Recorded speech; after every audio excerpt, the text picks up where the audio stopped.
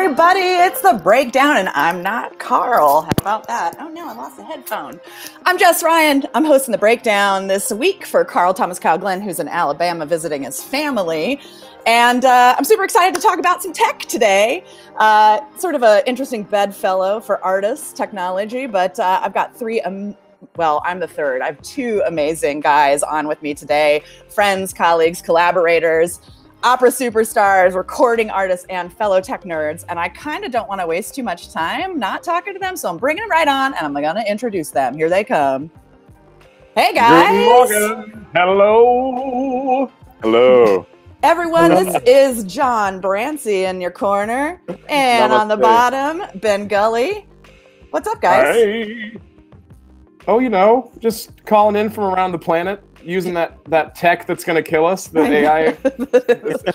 we're feeding the monster that will ultimately eat us. It's fine. Do you like do you like my fancy jams? I did like the fancy jams. Actually, while I was rolling, no, I was doing that. I told Carl, like, the running thing every week is that every time we go to everybody should just be like jamming to the music. Yes, totally. I like that. All right, where are you guys? Where in the world are you? I'm in Kansas City, which is actually both of your hometown, but I'm not from here. I'm doing a show here. That makes I guess no sense. so. I mean, maybe I'll be from here someday. Yeah, you're singing with the Kansas City Symphony tomorrow, right? Or today? Yeah, today we're doing a celebration at the station, and there's gonna be fireworks, 50,000 people outside. Wow! And we're doing a new arrangement of Danny Boy for the World War I centennial. Peter Dugan, the pianist that I work with, his arrangement. It's pretty epic. We have He's okay. He's all right. Well, we have an uilleann pipe with us on stage. It's amazing. What? Talk about technology. It's not a Highland pipe. It's not a Scottish bagpipe. It's an uilleann pipe, and it's pumped from a bellow on the side of your arm. That's how the bag is. That's a hurdy-gurdy. Okay. So he's like this. He's like sort of like playing right there with the. But it creates such an amazing atmosphere for the song. That's awesome. Is that person that person the instrumentalist in Kansas City, the person who knows how to play that thing? Yeah, his name is Jim. Hey, Jim. Hey, Jim.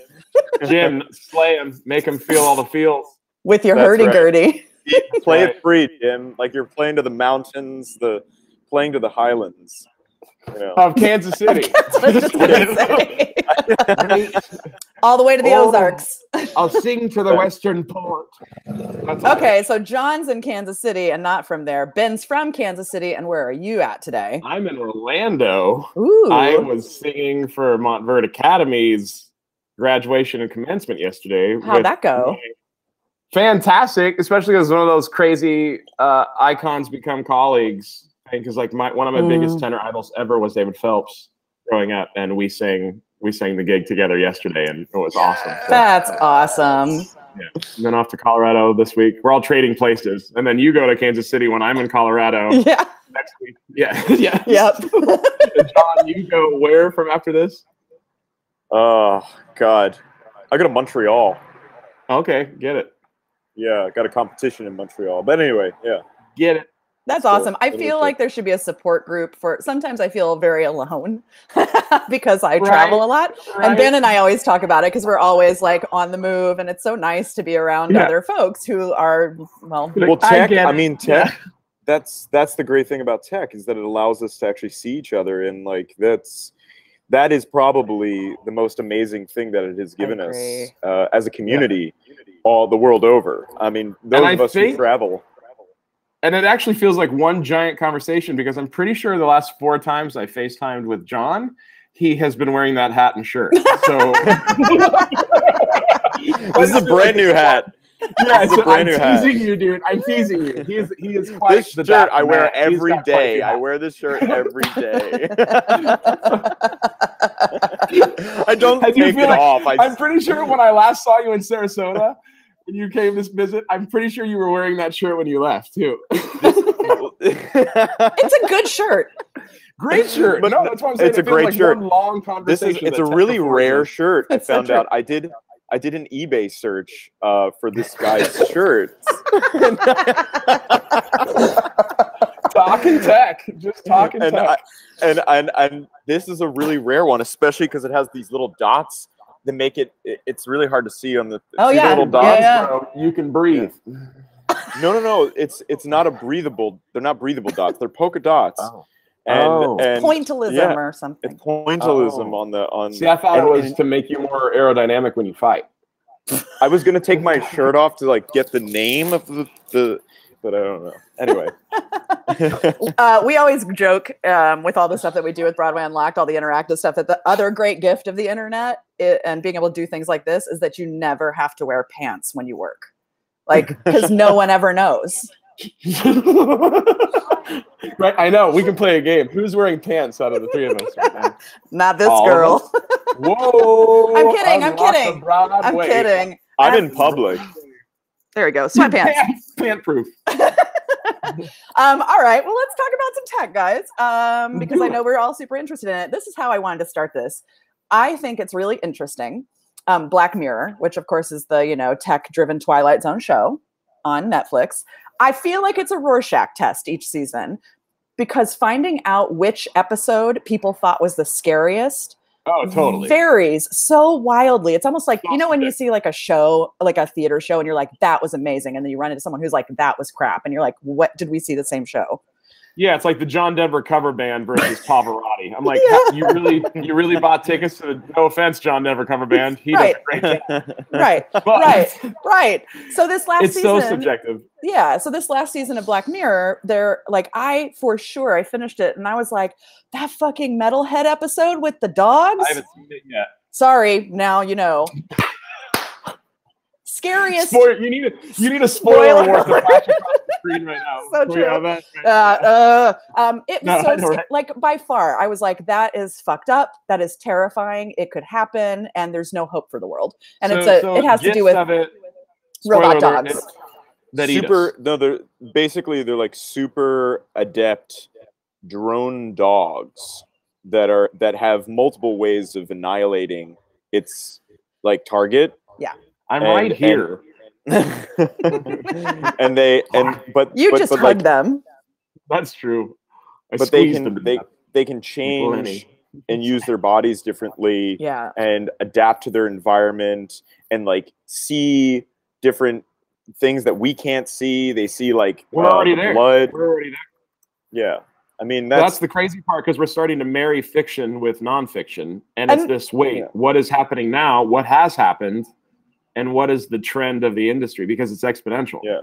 And that's why I think, like anyone who doesn't think that was the scariest episode is kidding themselves about the world. But I've run into people who didn't think that was that scary. And I was like, oh, I don't know. Because like John was saying with that episode, there's nothing they can't do. And they're just set to annihilate. That's a great word, to annihilate everything.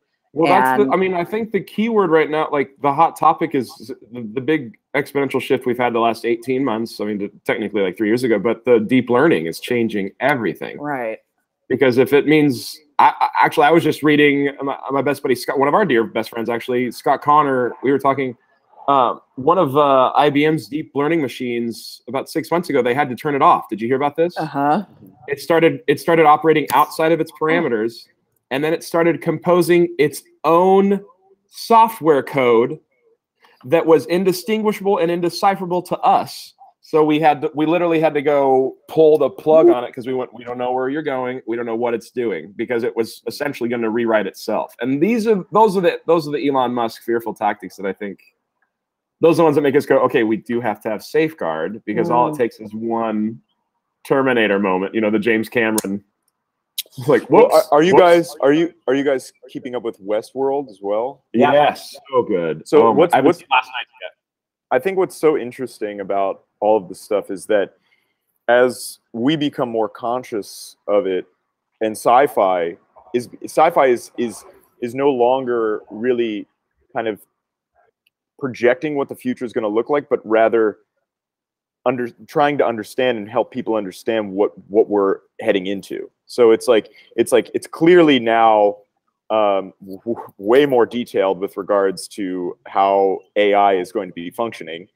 And absolutely, yeah, and sci-fi is now essentially our last bastion of before we really, as an entire society, dive into this technology head first. Isn't that fucking cool that artists like have a role to play, an important one in this? Absolutely. Always. I mean, and the funny thing, I mean, yes, we are all artists, so we're wonderfully biased and prideful. But the truth is, if you look at history, where is the truth being told? In the art. What media is the truth always be told through? The latest form of technology and expression. The Greeks made an amphitheater. You know, you keep going through the Brits started making mechanical wheeled backdrops. You started having lighting effect. You know what I mean? All these tech factors. Hell, opera was pre-amplification. So that's why it was like still high art, because it takes someone to be the most of your human instrument without adding anything to yourself. So we're now at this other epoch of, actually, I was just reading to time what you're saying, John. We are at this, we're having to justify what is human really quickly when we've been trying to do it, you know, in our history for 12,000 years. we're asking the same question. What is being a human? What does it mean to be human? Because now we're making technology and AI that is challenging us on our humanity. But so it's one of those, like, are we ready? No. But are we ultimately? It's like we're like the biggest walking paradox, because we're not ready and we're ready at the same time. I think that's mankind in and of itself. You know what I mean? Like, well, the true thing I was reading was that the difference between us and machines right now is that it is, you can have all the intellectual knowledge learning that we have, but we're already surpassed that. As long as it has this connection to the internet, pretty much anything can give us an answer. You know what I mean? But it doesn't know what that means yet. So all of the AI specialists around the world are saying we have to program in emotional intelligence. So I'd like to jump in there. I feel like there's one aspect to this which may or may not be something that's being discussed right now on the tech side of things. Yeah. But if artists do have a say, or are going to be involved in this next phase of humanity and culture, perhaps it would behoove the scientists and the technologists who are creating this code and these Uber computers, in the process, Uber computers, have them actually create something that essentially is forced to improvise. But not just in the ways of like, oh, we're improvising now to understand this information over here, and then this data over here, but rather improvise with us, with our intelligence. Well, that's the truth. I mean, that's what the industry's taken it. They have to. We're trying to just copy us. We're still, in order to make AI work. That's what I was saying. We're going to have to justify what we are, because we still have giant questions what we are. We don't even know how our emotional intelligence works. We see the neurons work, but it's nonlinear. There's no sense to it. We're irrational. There are chemical components that just randomly, there are too many variables. Like, you can't throw that into a computer yet. We're getting there. But I just read an article, actually. I can't believe this has to do with what we're talking about, but it's really cool. Like, about leadership, you know what I mean? And particularly pertaining to executives and corporations, but how important emotional intelligence is versus like, someone who can just accomplish things and stuff like that. And like, to your exact point. Yeah. And like you're saying, Ben, if those are the articles we're supposed to be reading as human beings, right? Like, it comes up in my entrepreneurial, like, Flipboard in the morning. How the fuck are we going to have robots? Exactly. Because I think we have this wonderfully optimistic vision of her, these operating systems that become our best friends and our assistants. And I think it's really cute that we turn them all into coaches or girlfriends or boyfriends. You know what I mean? It's always, it's like, because we equate, or assistants. Yes, absolutely. But we equate intimacy with knowledge of our schedule, with knowledge of our likes. You know what I mean? So for a system to be able to talk, even though we already have that right here, like, this already knows everything that we like and don't like. You know what I mean? Oh, that's cool. In the camera, you can see the sensor. Yeah. Whoa. I didn't know it could do that. That might just be the camera on all the time. Yeah, right. Oh no, that's the facial record. So this is the 10, so it's got that facial record. I just didn't know you could see the IR. Constantly. It just read your faces. It knows who you are. It's trying to talk to us. That'd be crazy if it was. Anyway, it's like, yeah. No, you're absolutely right. I think that's why you have people like Elon Musk and the Hawkings of the world that just are a little nervous because they see us still warring with each other. They steal us. We are still fighting over dogma and intangibles. And how are we supposed to agree on something as tangible as a computer and a code if we can't even agree on how we do it? I think that's the issue right now in the world. Is beyond just the tech factor. I think the big conversation now are ethics. Right. Because Western and Eastern ethics, I was just reading on Forbes, they interviewed Kopolov, the general director of Russia's major robotics company. And he talks about 50 years ago, they were feeding the machine in 2 giant rooms, 80 meters long, perforated cards to answer a question. It would take 2 minutes just to make one chess move.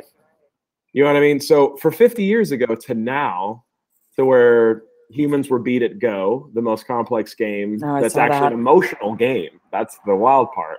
So we're starting to actually have emotional intelligence, but Western and Eastern ethics aren't taught. So that's the funny thing. No offense to any Russians, and feel free to correct me, but everything I've read, seen exposés on Vice or read articles online, it says that the ethics aren't taught in academic institutions, in higher learning centers for technology. So you have a whole school of these incredible programmers and code writers and hackers that aren't writing with ethics. Harvard and MIT launched an ethics class this semester. They had to. Because, and here's the scary part. So that's great if 5% of the community gets ethics. But that's still 95% of the community that doesn't care about how the world could be affected by just hitting enter once. Because that's all it really ultimately takes. Right. And the really good beta case. Guy at his mom's house. Yeah. The really good beta case for that is like the Facebook, the click stuff, you know, and Tristan Harris, right? Who was the ethicist for Google, who's now 10 years later left and started it was called Time Well Spent, but I think it's called the Center for Humane Technology now or something like that. But anyway, I think to your earlier point, that's an interesting case that in a safer environment, well, it feels safer or less impactful, right? It has the effects of them purposefully programming shit that's addictive is got a really long tail. So it doesn't feel so like yikes to us. And 10 years later, we have this group of people who left Google and Facebook and are like, this shit is dangerous. We're going to work to retract it. But like you said earlier, the problem with AI is all you need is that dude in the basement who makes something that like takes the whole world down. And then you don't get I also still think it's really funny that even you, Jess, we still all have like this, culturally we have the stigma that it's all a bunch of like chubby dudes with greasy hair eating Pop-Tarts in their mom's basement.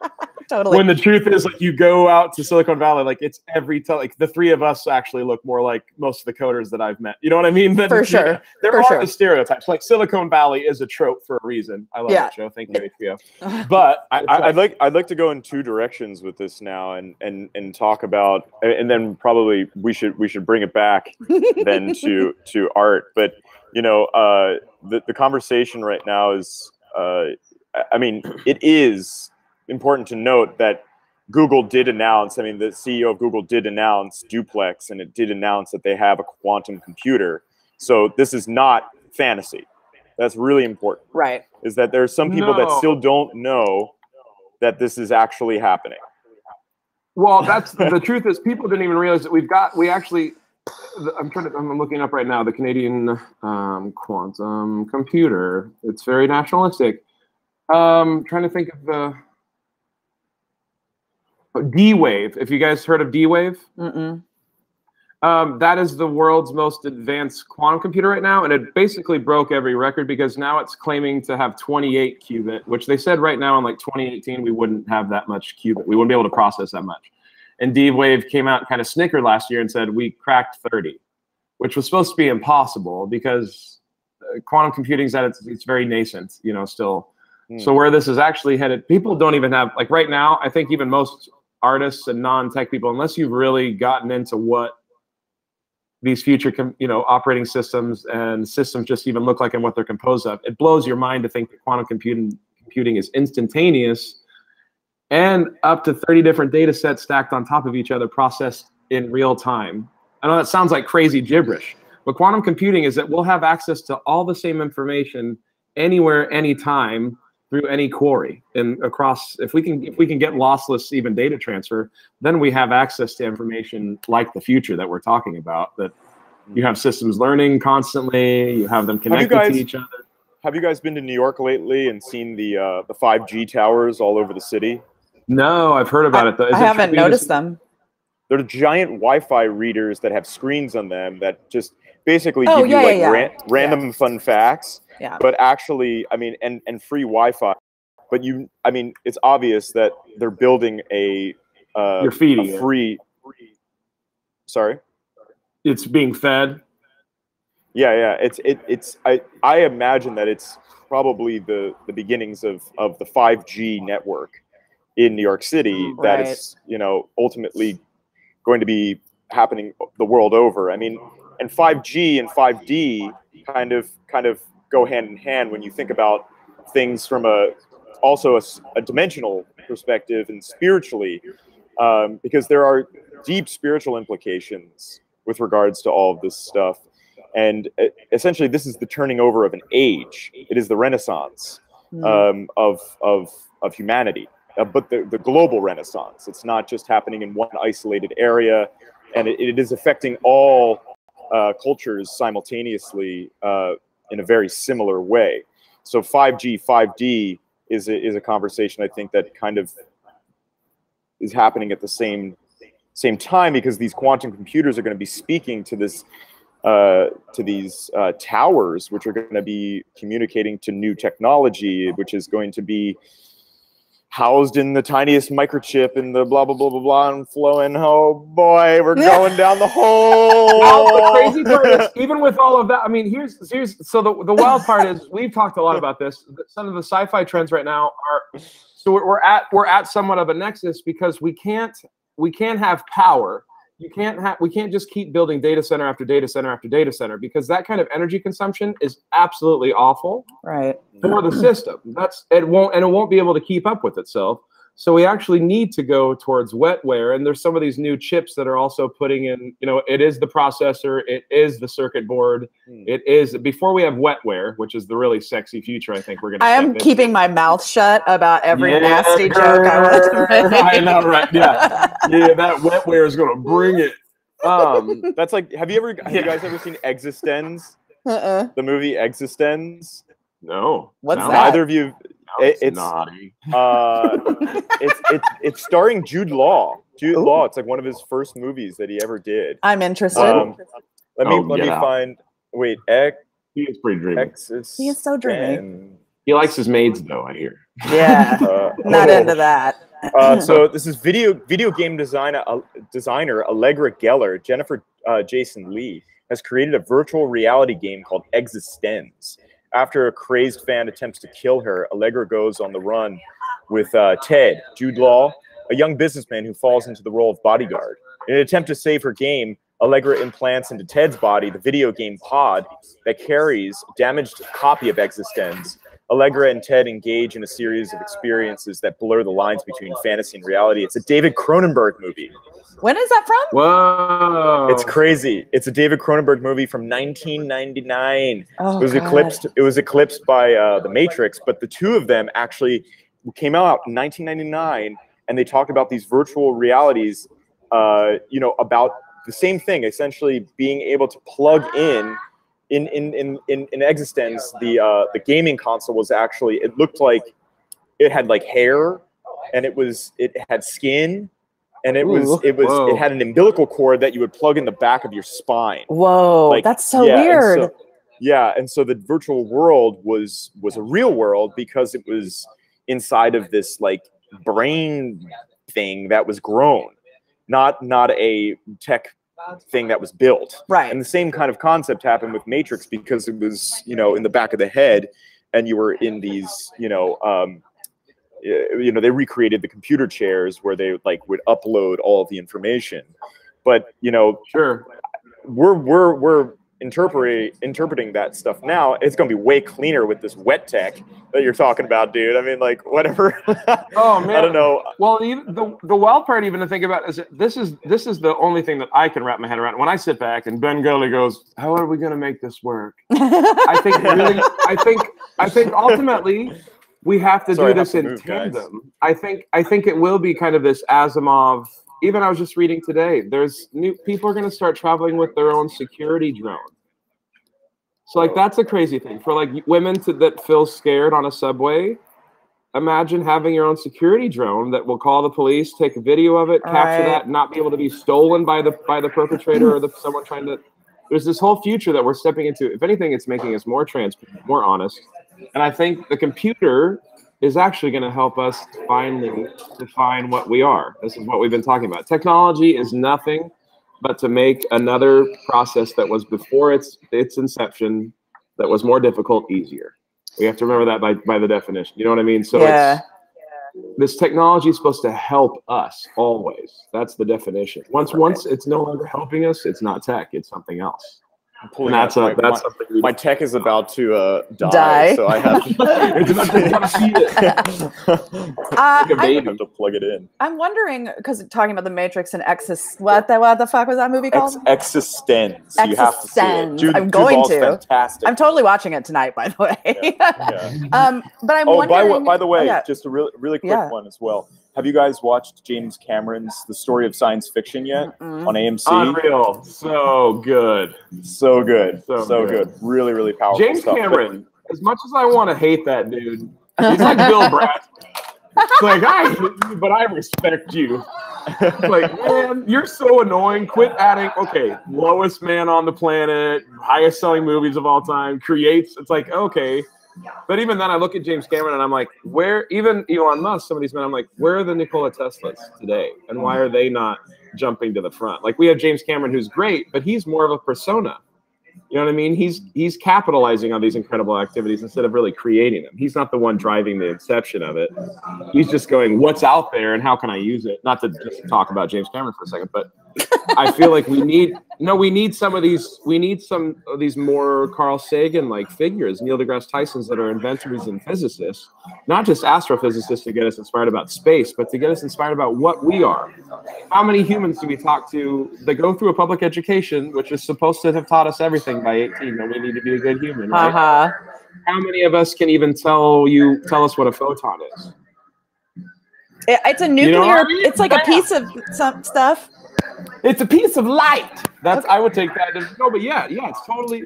But I mean, these are things that the theory of quantum non-locality. These are really transcendental, transient thoughts that are kind of like woo-woo. Like, oh man, I have to try to open my mind to even wrap my head around this. You know what I mean? It's like when the truth is, going back to what we were originally saying, I think it's going to be a computer that actually helps us be better humans. And actually, it's going to be a computer system that will be a la an advanced Siri in 5 years. That will be our friend. That will make us be like, do you really want to do that? You know what I mean? When we're doing bad situations where we know there's bad outcomes that we're calculating, the computer will probably have calculated it for us. You know what I mean? So it's interesting. I think, like, from what you're saying, it seems like there's some demand, like in the 2018, who is the Nikola Tesla, like the people who lead the developments, some demand on both sides to become a little ambidextrous. And by what I mean by that is, like, for the artist to become more well-versed in the technical side of it, so that we can tell the stories that lead us to make decisions and process the information. And on the flip side, for the technical people to become better storytellers, like a Neil deGrasse, you know what I mean? Because that makes them more effective leaders of a movement or of the technology. Yeah, but I also feel this is something that just hit me. Even I just heard myself. I just heard you say that, and the cynic of our age and of our generation just went, "Yeah, but who's really listening?" You know what I mean? Like the people who want to listen will listen to Neil deGrasse Tyson. But it makes me sad to think that most humans aren't going home and having their families watch Cosmos, the new edition of Cosmos, or even watch the old 1980s Carl Sagan Cosmos, which. I'm a snob and a little pretentious, as you all know. So I'm the guy that's like, oh, you haven't seen Cosmos? Like, what kind of human are you? Shame-based education. Absolutely. But it's the same thing with tech. We have this anti-intellectual movement that actually, where the congeniality and amazing persona and accessibility of someone like Neil deGrasse Tyson, our culture is starting to go know-it-all, I don't trust them. You know what I mean? I can't have a conversation with them, so I just don't even want to try to understand what they're saying. And that's the dilemma we're in, because the majority of the mass of people aren't going to want to accept this as quickly. I think this is a great time to just like bring in this where I think the arts are going. I think where we just like we're landing. I mean, put your seatbelt on. we're like crash landing. I hope this music isn't bugging you guys out too much. We can't hear it. But for some reason, as I came inside, my camera hasn't adjusted, and I look like a albino angel or something. You have an Instagram filter on. Yeah, I have an Instagram. It's all the dots. It is. It's the polka dots. But no, I mean, where we could be going now with virtual reality, AR, and MR will greatly serve our ability as speakers, as singers, instrumentalists, dancers, to convey a message to a lot of people very quickly. If we all sort of, as artists, can come together and recognize that it is in a way our job to educate and to deliver the information in such a way that people can digest it, feel it, you feel it within themselves, and really think about it, and go home or go back to their families and continue the discussion. But if we can be the shepherds of this technology in this time, perhaps that is our role as artists, as performing artists. I don't know. Are you guys familiar with Magic Leap, the company Magic Leap? I mean, I don't know where they are at with launching. What's that? Well, Jess and I've nerded out about it before you and I actually talked about it. Yeah. I mean, so much nerding. Their CEO has gone on saying that he has strong intentions to have his tech being used in the classical arts and in the performing arts. And I wonder what is the implications of that for the tech world and for these high level entrepreneurs and technologists. Like, will we actually play a major role as artists in this next phase of education and also awareness of where things are going? I asked both of you that. Yeah, I think, like, going back to your point about sort of the cool way we can integrate with the technology to tell more meaningful stories, like how you were saying, so that people feel issues and understand them more fully. Like, I have a friend who I hunted down on Twitter. Like, I didn't know him before. He wrote this awesome article about theater artists' roles in VR storytelling, because immersive theater is so similar to the way we have to storytell in VR. And I was like, you're going to be friends with me. And he wrote this VR and shot this VR film. He's part of the Google Lab for VR that like 10 artists are part of right now. And he's been in the film festivals. And it's about cruise ship employees. I have to look up. It's called The Crew. It's called The Crew. And it's out. And it's kind of like what you were saying, John. What's so extraordinary about it is it's great storytelling. It's an awesome story. But it was specifically made to leverage the power we have through VR to make someone really feel and experience an issue, right? And The Crew is about international employees on cruise ships, which if you've read anything is incredibly problematic, or has been over the last couple of decades. And there's a lot of issues with pay and, guidelines and regulations in international waters. Anyway, but putting yourself in the middle of it, right, in VR adds a whole nother layer to not only your role as a storyteller, but as an experiencer of that.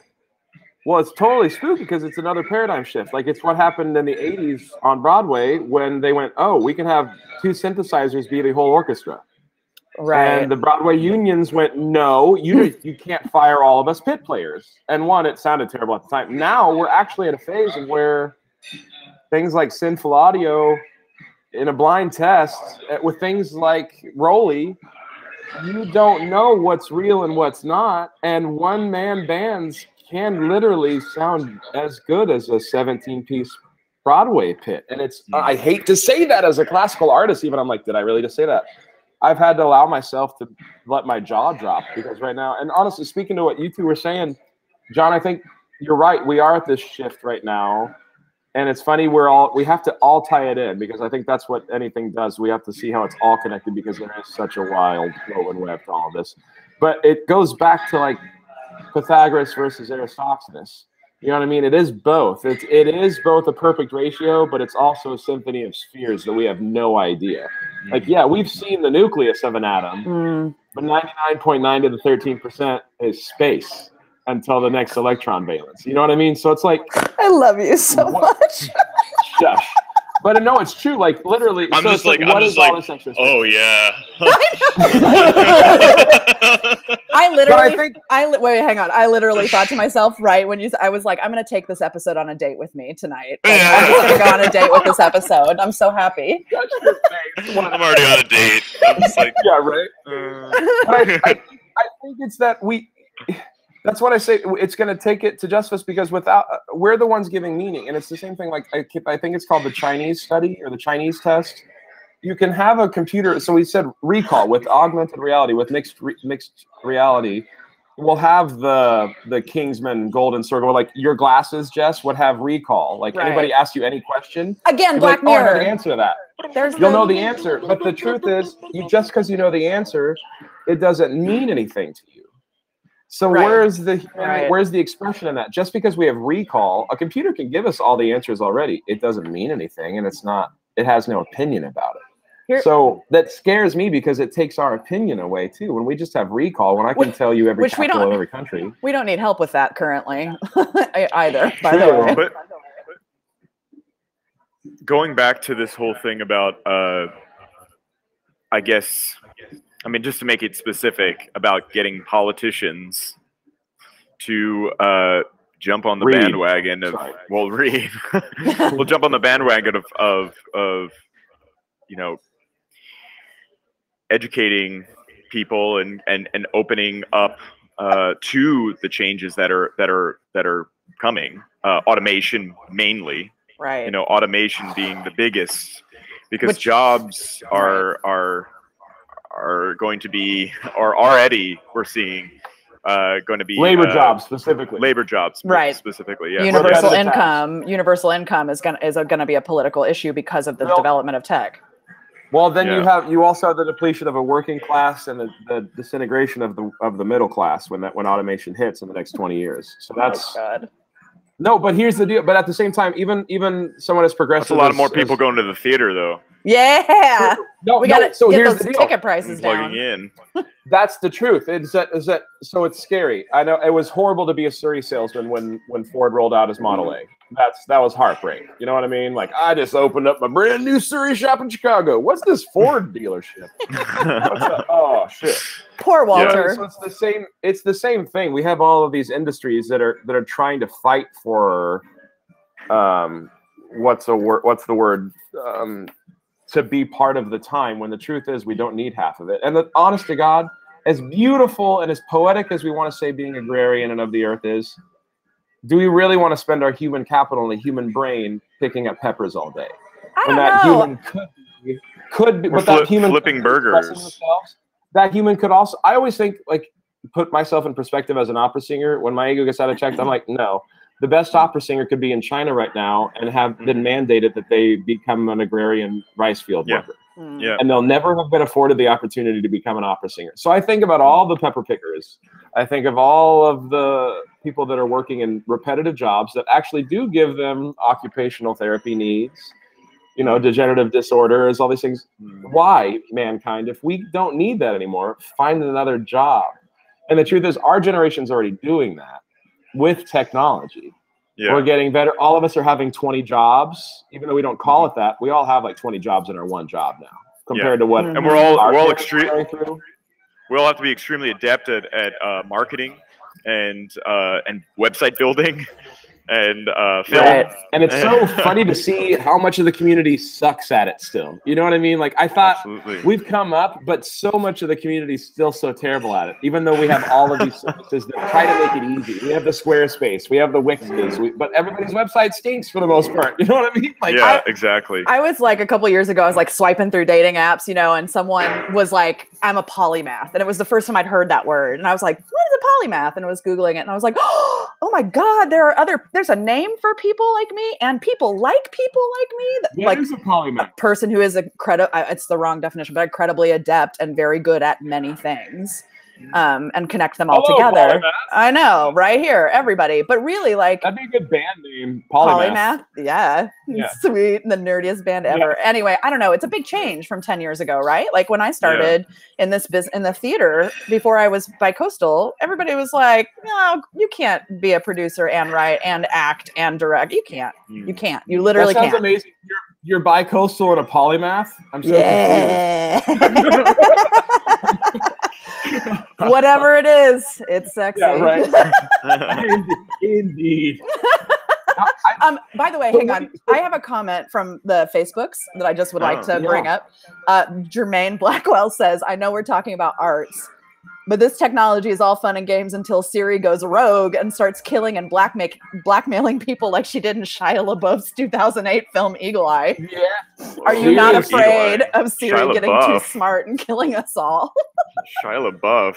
I mean, he's a Shia LaBeouf fan, Jermaine. Okay. I am too. He's so mad at me. Quiet. Well, but there actually, to that point, there was just an article yesterday, right? Like that Alexa had recorded a family's like entire day or something like that. And send it to somebody, right? Yeah. Well, here's a topic that I think is really, really important for all individuals, and it is biometrics in this, and particularly, I mean, we were just looking at your phone that scans your face. But one that's particularly scary for me is the voice print. Apparently, your voice print is more complex and can identify you quicker than your fingerprint can or your face. Your voice also doesn't change really that much over your lifespan. So, but the one thing I had a recent experience. What's that? But it's easy to copy an audio. So that's the big problem, is that I had an experience actually recently where I'm calling up Chase credit card, and Chase is like, you know, they always give you this spiel of, which is, there's no way that you can say no to this, but this call will be monitored and recorded, you know, for quality assurance, obviously. But then they've tacked on a new line, which is big data. But here's the new line. This call will be monitored and recorded, and we may use your voice for verification purposes. So that call into Chase also, and hear it. But here's the major issue, is that I wasn't asked at any point whether or not I wanted to be in that or opt out into that process. Opt out. I bet it was probably in your user agreement when you signed your Chase card. I guarantee there was an indemnity clause that said you are ours. Your information and used to interact with our business while you use our business is we own that too. But but particularly the voice print. I mean, I'm not giving them my fingerprint. I'm not giving them my iris. I'm not giving them my facial scan. But they have my voice print, and whether or not they've stored the data of it and created a vocal, you know, data identity for me in their databases, I don't know, you know. And for me, the same it was thing like with the DNA services. What's that? The same thing right now with all the DNA services, the ancestry services that everybody's coming in. It's like, yes, they may destroy your sample. They made it hard to store your sample, but your DNA sequence stays with them for eternity in some of these instances of some of these companies, that they will have that everything that makes up you, your voice, your eyes, everything, they'll have the base code for you just by you finding out who your ancestor is, which actually we're finding out aren't very accurate as we're led to believe. But so I wonder if a lot of humans are just signing it off.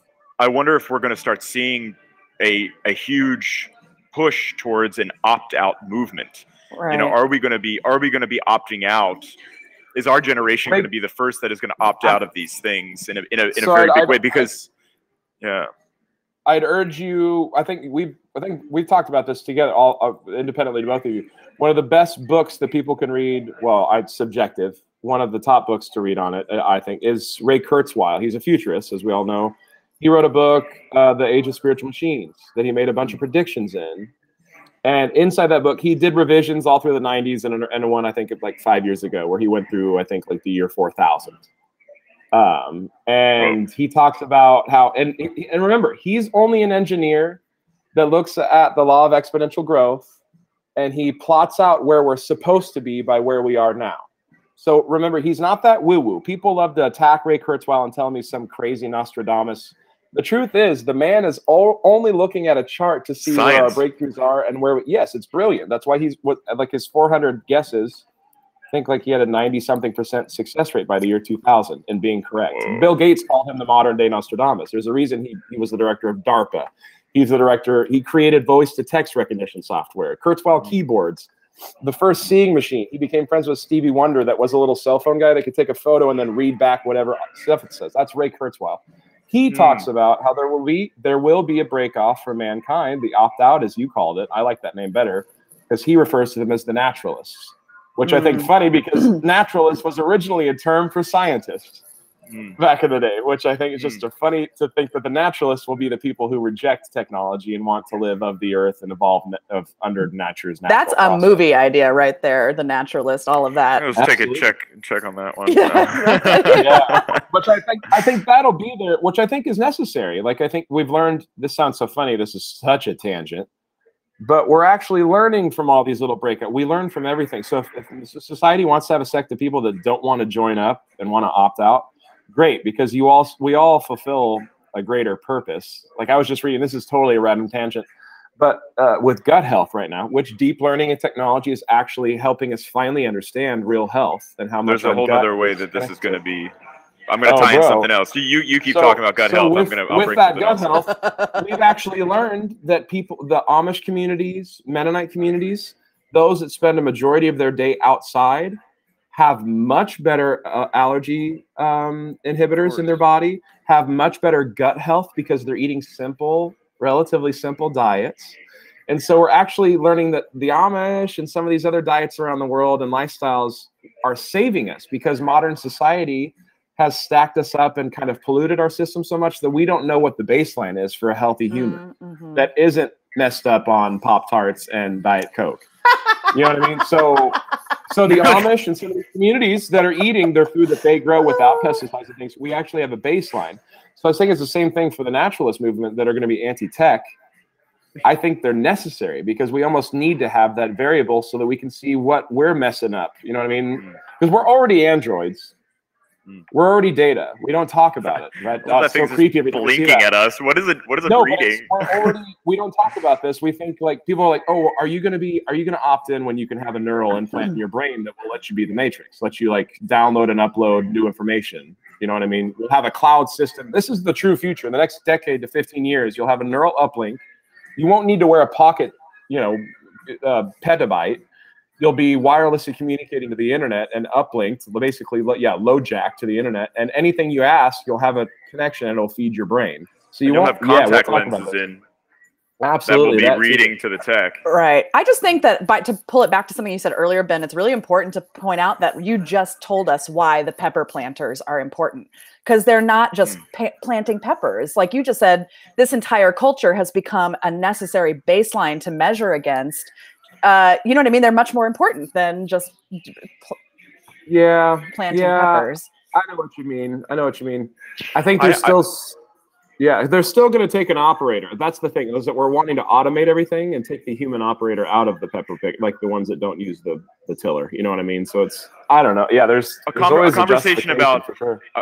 about the environment, because that is, I mean, we live on one strange rock. I mean, that's what Darren Aronofsky has a recent series. I haven't yet seen it, but I've heard about it, and I'm intending to watch it. But the word "One Strange Rock" or the words, pale blue dot, you know, we all, you know, coexist on the cell that's just blasting through the galaxies. 60,000 miles an hour. Yeah, yeah. And as we're expanding this way, we're also expanding this way. And I heard a quote yesterday on a podcast that had Michael Pollan talking about his new book, which is How to Change Your Mind. He did a deep dive and research into the world of psychedelics. And so the quote is that psychedelics are to the mind as the microscope is to biology and the telescope to astronomy. So psychedelics now, yeah, psychedelics are now, I mean, that is nature speaking directly to us. And in this time, that tags on, that's a sexy thought. I can't remember what biologist just said that recently, but they said, if you really think about the brilliance of mankind, even though we're immature little monkey, bloodlusty monkeys still, I always reminded that, by the way, no matter how amazing our technology is, go to an MMA event, and we are still all apes in a tree yelling at the tigers fighting. Like, yeah, yeah, yeah. Like, I still sound like, oh, we are such apes still. Never mind. They'll just have really fancy machines. But I just distracted myself. John, remind me what you were just talking about. He's gone. Oh, John's Is he gone. frozen like Elsa? That's always what we say. It's a very pensive, it's a very good froze. It's true. A froze. Man, I forgot my thought. What was I talking about? I don't remember either. Oh, no idea. There he went. Bye-bye. Hang on. I'm going to switch us over. Wait, where did you go? No, I'm still here. Now it's us. Fuck you, John. Yeah, John. Hang on. He just came back in. Quitter. Quitter. John boy. Hey, I'm back. Sorry about Remind me, we were talking about what? We were I got talking tangent about, on my psychedelics. We were talking about psychedelics. And the biologist, right? Yeah, so the thing is that, I mean, with the power of technology, we're going to be able to isolate these very specific molecules that do very specific things that we're just learning about what they do to the brain. How do they rewire or teach us about life and about these things, these larger issues that we're all talking about right now? I mean, the main thing about psychedelics that is so special, and particularly psilocybin, which there are 6,000 strains that we know of around the world. Mushrooms, magic mushrooms, is that they reduce, if not get rid of, our ego for a period of time, and that sense of self goes away. Yeah, the sense of self, and that perhaps, you know, that mixed in with the conversation. I mean, this is the first time in that, I guess, that we know of that the psychedelics are being removed from Schedule 1 drugs, and that we're seeing that there's going to be a very serious use for them in the medical world and the psychiatric world. Technology is going to start hacking all of that. Technology, deep learning will start hacking that and telling it. So yet again, that's where I say it's hand in hand. It's going to take a computer with deep learning to present to us the knowledge that it has deciphered of that, and then it takes us to emotionally justify it and apply it. Because the truth is, we said all this, so the pepper pickers are necessary, but what if that pepper picker is also a poet? What if that pepper picker is also a city planner and they just didn't know it? You know, there's mental capacity that is essentially, our hands and our bodies are amazing, yes, but what really is our real capital is our brain. So if we can add every human to allow their computational power, yes, some have better computers than others. That's the way we're going. I don't know, Ben. I just feel like you don't think we can all be philosophers and artists? No, I do. Kind of a Vulcan. I do. I just feel like maybe the measurement, there's not one measurement stick.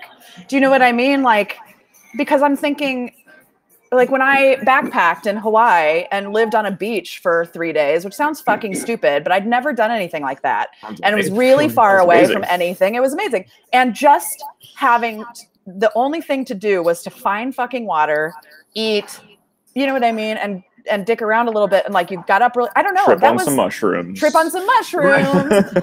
Bring it back around. that, do you know what I mean? I feel like that is the same measuring stick as, you know, making a company that fucking makes technology for live performing arts. Those are think two. About how easy it is though now for you to have had that experience, and all you would have needed is your GPS satellite phone with an extended battery or a solar charger and a life straw. But I wouldn't have learned what I learned. Fuck off. No, but I'm just saying, with a life straw and a smart device that has solar charging capabilities, you don't have to learn. But it didn't, right? But that there was value in that experience for me. Like I'm a totally. I don't know. Anyway, I just think sometimes we're reminded. We have to remember that we are apes. We are evolved great apes still. Though it's necessary. Yes, we have to survive in those instances, but the future we're making is not one without technology. We are not the naturalists. Well, I kind of think I like the having to have both ways. I tend to always fall in that. Absolutely. But I think what we're living with, we're the generation that has this separate, I'm going to do this side, that has this separate, this is part of me now. This has my song ideas. This has my thoughts. These have my funny jokes to all of you guys. These have my search queries. This is right. I know my dad jokes. But it's like, this thing is already a part of me, but I have the ability to set it down and wash my hands of it Right. You have the choice. So that, I think, is the dichotomy. So that's where I think we're entering the shift to where people are really going to pick which team they're on. Yeah. When it starts being not just wearable, but new hearts, new brains, new, you know what I mean, stomachs. These are crazy. Like the Bicentennial Man, loved that movie. Yeah. Because one, I love Oliver Platt. Two, it asked questions that like little 12-year-old Ben went, wait, what is consciousness? And if Bicentennial Man was thinking for himself on his own computational processor, actually have a better function than human function does. He justifies himself, knows he's alive, and he actually trades all of his mechanical parts for organic organs. What is human and what is not human? You know what I mean? That's what Westworld is asking. What is consciousness? Yeah. And even these questions of I love the question of, can you handle reality? Can we handle reality? Right. Because that begs the really beautiful Christopher Nolan rabbit hole of, are we all just kind of making our own dream? And how much of reality are we denying on a daily basis? And how much is technology actually going to go, oh yeah, here's the world you're living in, and make us aware of, you're doing this habit, you're drinking too much, you didn't sleep enough, you know what I mean? You're not eat more green beans, this will give you the vitamin K you need. Don't eat kale, that's going to make you sick tomorrow. These are the new, this is the new epoch that we're about to step into. So I don't know. I'm more excited. Eat those psilocybin mushrooms. Eat the mushrooms. You need some help. You guys. But it is funny to think. Yeah, go for it. Oh, no, go ahead, because I got to wrap this up. So finish up your thought. No, it is funny to think. I think everything that we've been talking about today is that there is a state of fear, and we need to be reticent, but we also need to be excited, and we need to feed this optimism, and that ultimately, I think we hinted at it too, it takes us defining our ethics first. It is going to be a lot of improv, and there is going to be someone that just goes, whoops. But I think as long as we are staying ahead of the curve, which is where Elon is putting the fear in us, and Stephen Hawking was putting the fear in us, I think to make us responsible, not just jiving into the future unwilling, you know, or uneducated at all. I think he's just saying, let's try to be aware of ourselves right now. Because when we're not aware of ourselves, terrible stuff happens. You know what I mean? And my departing point will be I hope that in the next iteration of man and womankind, that we can find a way to actually reduce our militarism in the world, especially in this time of abundance and end automation. Because territories and countries and space are going to change, and the need for all of these things, and rampant militarism, and you know, quite frankly, the addiction to fossil fuels, to me is I think the true change that we need to see in the world before we introduce these technologies. Because if we don't have, you know, all of these really intense military things that can harm us in the mass amounts that we do, the technology will be more inclined to interact with the things that help us. Tag on that. Yeah, you look at it. You look. So we had these amazing advancements in the late '60s, and then we went to NOM, and all of these amazing programs that we had greenlit and were so excited for got sidetracked because we went to NOM. And then we had the '80s, started giving more money to the shuttle program, and then we went into another war. You know what I mean? We go. So we keep trading off every time we're at an epoch of where we're like, yes, we're finally going to be progressive in technology and sciences and education, and then we have to do this. But let me tell you this. This is optimism again. 2006, Ray Kurzweil gave a lecture at the Army Sciences Convention. He gave a 58-minute keynote speaker. He was the big speaker for the whole convention. Let me say the title of the convention again. Army Sciences. This is a division that DARPA would tell you what are the new future weapons. What is future warkind going to be like? In his entire 58-minute speech, he not once referenced a weapon, not once referenced a gun, not once referenced any of that for the future. If anything, he was only referencing deep learning systems like we're talking about. Information. Annexing the human system, biohacking, and being better humans. Not fighting each other, but helping each other. And that's the real future, I think. If we allow that to be the ethic, not to shoot somebody, don't give the robot a frickin' gun. Don't give it teeth to bite. Don't give it teeth to chew. Don't make it a little crazy dog with a thing. Freaking hacker, electronic hacker. Crazy? We think about that like we weaponize everything. Like a pencil can be a weapon, you know what I mean? But it also is. It's like I hate it. It's all subjective, but it is yet again. It's how we frame all of this. It doesn't have to make it scary. We just have to be responsible, which is the scary part.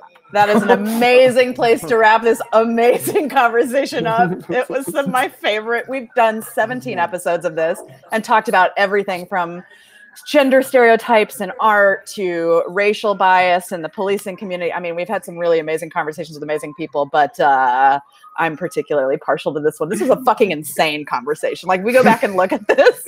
Yeah, you guys rock. Oh my God. It was so good. Also, I want to say congrats to you guys at Broadway Unlocked, because what you're doing is so freaking amazing, and your give back was incredible. I got to watch it online. Amazing. So thanks. What you're doing. Awesome. Thanks, guys. Thanks for having me be a part of it. Come back anytime. Bye, everyone. Let's do this again. Let's do it.